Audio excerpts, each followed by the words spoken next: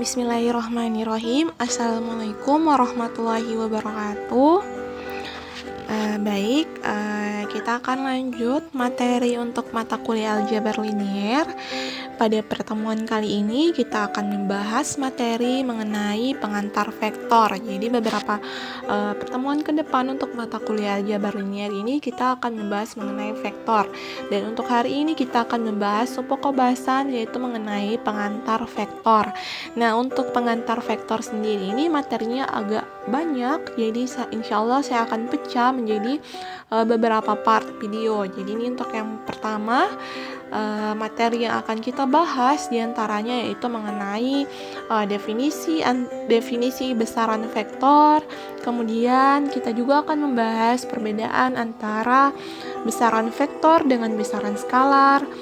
Lalu kita akan membahas mengenai kesamaan antara dua vektor, dan yang terakhir kita membahas mengenai komponen vektor pada dimensi 2 dan dimensi 3. Baik, langsung saja kita masuk ke materinya. Yang pertama, kita membahas mengenai perbedaan antara besaran skalar dan besaran vektor. Nah, besaran skalar dan besaran vektor ini tentunya sudah tidak asing lagi bagi kalian, karena sebelumnya materi ini mengenai perbedaan besaran skalar dan besaran vektor sudah pernah juga dibahas di bangku sekolah. Namun untuk bisa lebih memahaminya, kita akan mereview kembali perbedaan antara besaran skalar dan besaran vektor. Ya, yang pertama untuk besaran skalar itu adalah besaran yang cukup dinyatakan oleh besarnya saja. Jadi besarnya ini dinyatakan dalam bilangan dan satuan. Jadi besaran skalar ini dia merupakan elemen dari bilangan real karena kita nyatakannya dalam bentuk kuantitatif, dalam bentuk bilangan dan satuan. Nah, contoh dari besaran skalar diantaranya ada waktu, suhu, volume, laju, energi, dan lain-lain. Nah, untuk besaran skalar sendiri itu tidak tergantung pada sistem koordinat. Jadi intinya besaran skalar itu dinyatakan terdefinisi dengan jelas jika dia memiliki kuantitas besaran ya. Nah, kemudian perbedaannya dengan besaran vektor, ya besaran vektor ini dicirikan dengan besar dan arah. Jadi ada satu besaran kuantitatif dan memiliki arah. Jadi kalau vektor itu, besaran vektor itu terdefinisi dengan jelas jika besaran fisiknya memiliki kuantitas dan memiliki arah. Nah, contoh dari besaran vektor diantaranya ada kecepatan, percepatan, gaya, dan lain-lain. Nah, untuk besaran vektor sendiri ini akan tergantung dalam sistem koordinat. Berbeda dengan besaran skalar. Jadi besaran vektor ini wajib memiliki besaran kuantitatif dan arah. Oke, lanjut. Nah, ini kita akan memahami bagaimana penggambaran dan penulisan dari notasi vektor. Oke, di sini ini ada satu vektor. Nah, satu vektor ini memiliki dua titik, yaitu titik awal V, P, dan titik akhirnya adalah Q. Jadi titik awal vektor adalah P dan titik akhirnya adalah Q. Titik akhir atau terminal point. Nah, tanda panah ini menunjukkan arah dari vektor. Nah, dan untuk menyatakan besaran dari suatu vektor itu kita menggunakan tanda mutlak. Jadi kalau misalkan dinyatakan dalam bentuk titik seperti ini, maka panjang vektor PQ itu disimbolkan seperti ini. Atau misalkan vektornya didefinisikan dalam bentuk seperti ini, maka panjang dari vektor A itu dinotasikan dalam bentuk seperti ini. Nah, berbeda dengan notasi besaran skalar, untuk besaran vektor sendiri itu biasanya dinyatakan dengan huruf yang memiliki tanda garis di atas atau biasa disebut dengan bar. Jadi misalkan ini vektor U bar, kemudian garis huruf yang ada garisnya di bawah atau huruf yang ada tanda panahnya di atas. Kemudian vektor juga bisa dinyatakan dengan huruf tebal ataupun huruf miring. Jadi, nah untuk vektor U, jadi kan salah satunya vektor itu bisa dinyatakan dengan huruf tebal ya. Jadi ini ada tercetak tebal. Jadi Jika vektor U menyatakan ruas garis berarah dari A ke B, ruas garis berarah dari A ke B itu maksudnya titik awal vektor itu adalah A dan titik akhirnya adalah B, maka ditulis dengan lambang vektor U sama dengan AB seperti ini. Oke, lanjut. Nah, vektor, jadi vektor ini juga dapat dinyatakan melalui sistem koordinat. Jadi koordinat akan disebut sebagai komponen dari vektor, dan banyaknya komponen pada vektor mengikuti dimensi dari vektornya. Jadi ini misalkan contohnya vektor V itu memiliki dua koordinat V1 dan V2. Di sini kan dikatakan bahwa komponen pada vektor mengikuti dimensi dari vektornya. Nah, di sini kan vektor yang pertama, vektor V itu memiliki dua komponen. Artinya vektor V ini berada pada dimensi 2. Kemudian yang contoh yang di bawahnya, ini ada vektor V lagi, namun ia memiliki 3 komponen yaitu V1, V2, dan V3. Memiliki 3 koordinat yaitu V1, V2, dan V3. Artinya vektor V ini berada di dimensi 3 karena memiliki 3 komponen. Oke, lanjut. Ini adalah definisi mengenai vektor dan perkalian vektor dengan skalar. Oke, fokusnya di sini dulu ya. Jadi ini misalkan vektor V adalah sembarang vektor dan minus vektor V adalah vektor yang panjangnya sama dengan vektor V, namun arahnya saling berlawanan. Jadi kalau misalkan ada vektor V, sembarang vektor V, kemudian ada ditulis lagi minus vektor V, itu artinya vektor V dan minus vektor V itu memiliki panjang yang sama namun memiliki arah yang berlawanan. Karena ditulisnya sebagai minus dari vektor V. Nah, kemudian definisi yang kedua, misalkan vektor V adalah sembarang dan K adalah suatu besaran skalar positif, maka K dikali vektor V adalah vektor yang panjangnya sama dengan K kali panjang vektor V.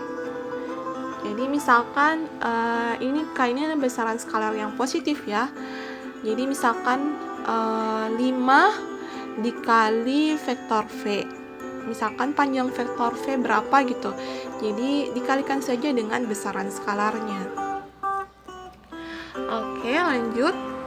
Nah, ini kita membahas mengenai kesamaan dua vektor.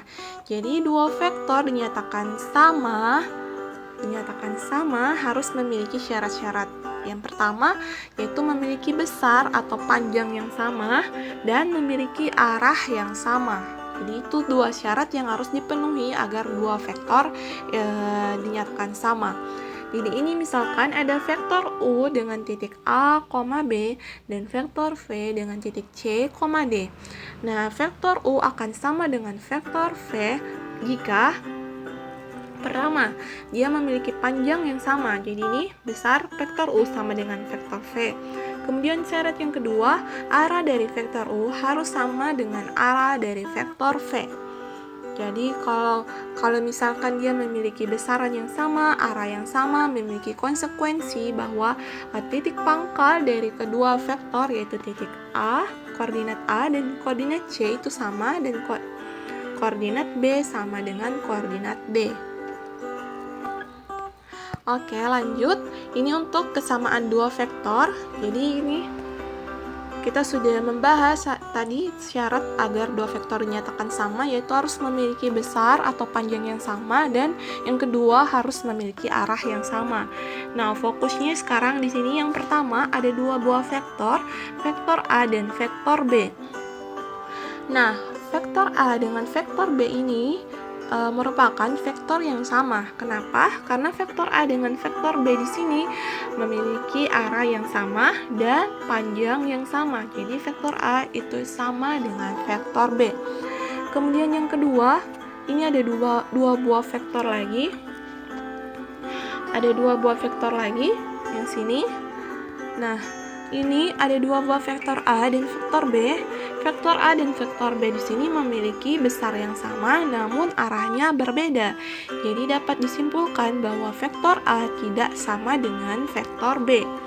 Kemudian di sini yang ketiga ada dua vektor lagi, vektor A dan vektor B memiliki arah yang sama namun memiliki besaran yang berbeda. Jadi disimpulkan bahwa vektor A tidak sama dengan vektor B.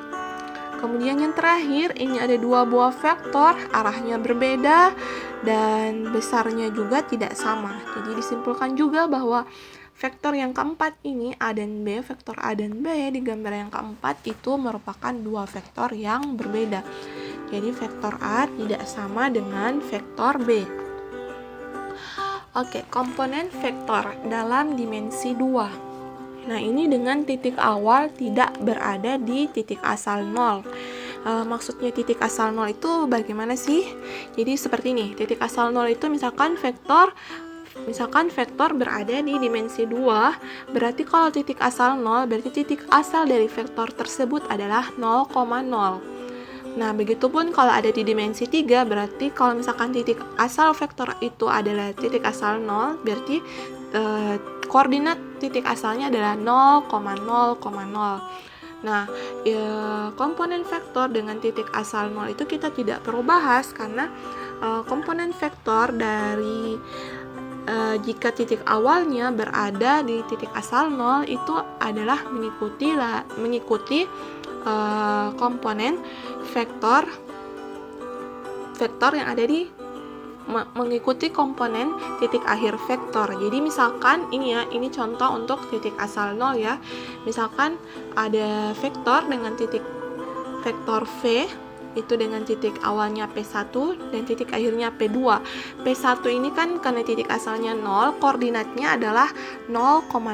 Kemudian P2 itu kan titik akhirnya, itu koordinatnya adalah misalkan 5,3. Nah, untuk menentukan komponen dari vektor tersebut, yaitu mengikuti saja dengan titik akhirnya, itu titik yang ada di P2, karena titik asalnya berasal dari titik asal 0. Jadi, yang perlu kita bahas sekarang ini bagaimana jika titik asal dari vektor tersebut tidak berada di titik asal 0. Misalkan P1-nya adalah 2,5, kemudian P2-nya adalah 7,5. Jadi titik asalnya tidak berada di titik asal 0. Titik awalnya tidak berada di titik asal 0. Jadi ini yang pertama kita bahas adalah komponen vektor. Komponen vektor dalam dimensi 2 dengan titik awal tidak berada di titik asal 0. Jadi ini misalkan ada vektor V yang ada dalam dimensi 2. Jadi vektor V ini memiliki dua titik asalnya adalah P1 dengan koordinatnya adalah X1 dan X2. Kemudian P2 adalah titik akhirnya dengan koordinatnya adalah Y1, Y2. Nah, untuk menentukan komponen dari vektor P ini adalah tinggal mengurangkan komponen yang ada di masing-masing titik yang saling berkorespondensi. Berkorespondensi di sini maksudnya, jadi Y1 itu berkorespondensi dengan X1, kemudian Y2 juga berkorespondensi dengan X2. Nah, ini untuk menentukan komponen dari vektor V, jadi kita tinggal mengurangkan Y1 yang ada di titik akhir dengan yang berkorespondensi dengan yang ada di titik awal. Jadi Y1 dikurangi X1, Y2 dikurangi dengan X2. Jadi itu akan menghasilkan dua komponen. Ini adalah untuk menentukan komponen vektor dalam dimensi 2 dengan titik asal tidak sama dengan 0. Oke, lanjut. Nah, ini untuk komponen vektor dalam dimensi 3 dengan titik awal tidak berada di titik asal 0. Jadi ini ada lagi vektor V, dia dengan titik awal P1. Koordinat P1 itu ada X1, X2 dan X3. Kemudian P2 itu koordinatnya, P2 merupakan titik akhir dari vektor. Jadi P2 itu koordinatnya Y1, Y2 dan Y3. Nah, untuk menentukan komponen dari vektor V ini adalah tinggal kita mengurangkan masing-masing koordinat yang saling berkorespondensi di titik akhir dengan yang ada di titik awal. Jadi Y1 itu berkorespondensi dengan X1, Y2 berkorespondensi dengan X2, Y3 berkorespondensi dengan X3.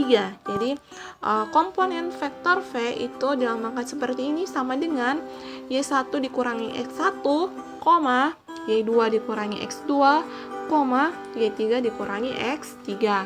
Jadi itu akan menghasilkan 3 komponen karena berada di dimensi 3. Nah, supaya lebih jelasnya dalam menentukan komponen vektor baik yang ada di dimensi 2 dan di dimensi 3, silahkan kalian mengerjakan 2 latihan soal ini. Jadi yang nomor 1 ini mengenai menentukan komponen vektor di dimensi 2, kemudian di nomor 2 itu akan menentukan komponen vektor yang berada di dimensi 3. Silahkan dikerjakan dengan baik, dan kita akan lanjut lagi pembahasan mengenai materi pengantar vektor ini di video yang selanjutnya. Terima kasih.